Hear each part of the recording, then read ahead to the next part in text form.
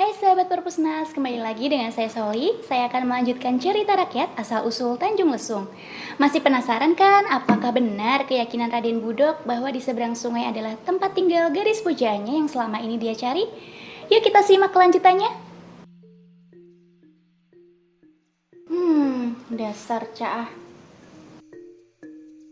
Gerutu Raden Budok tak sabar menunggu banjir surut. Tempat ini sampai sekarang terkenal dengan nama Kali Caah. Di kampung itu tinggallah seorang janda bernama Nyi Siti yang memiliki seorang anak gadis yang sangat cantik, Sri Pohaci namanya. Setiap hari Sri Pohaci membantu ibunya menumbuk padi menggunakan lesung. Lesung yang dipukul-pukulkannya itu menimbulkan suara yang sangat merdu dan indah.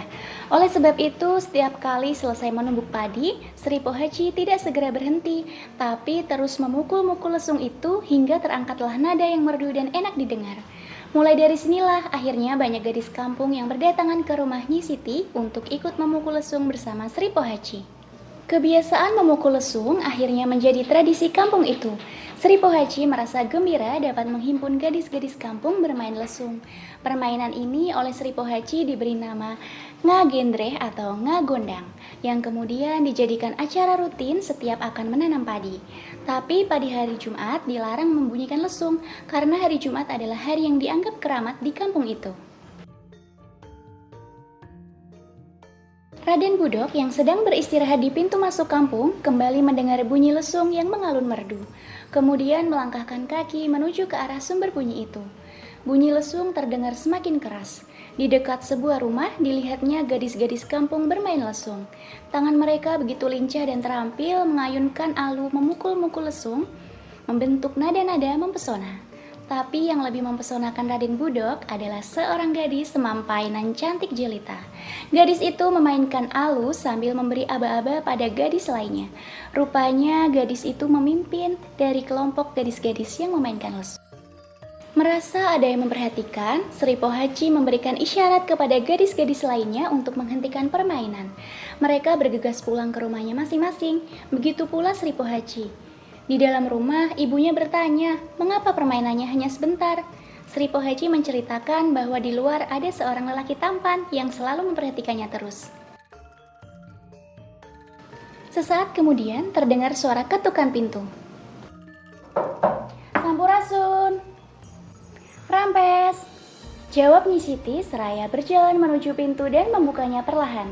Dilihatnya seorang pemuda yang gagah lagi tampan berdiri di depan pintu. Belum sempat Nyi Siti berbicara, pemuda itu sudah mendahului. Maaf mengganggu, bolehkah saya menginap di rumah ini?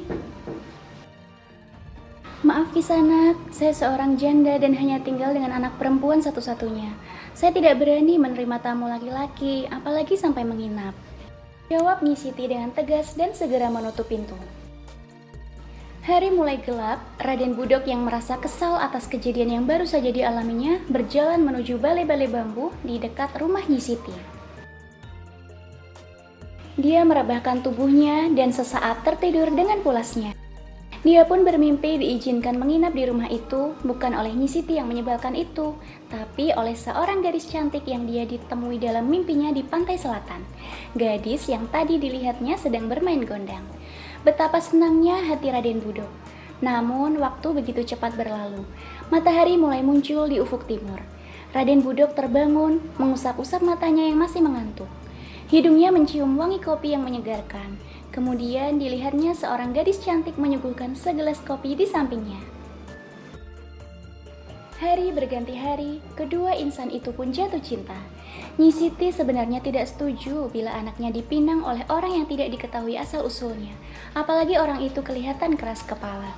Tapi Nyi Siti tidak ingin mengecewakan hati Sri Pohaci, anaknya yang sematawayang itu. Akhirnya Raden Budok menikah dengan Sri Pohaci. Kesenangan Sri Pohaci menabuh lesung tetap dilanjutkan bersama gadis-gadis kampung.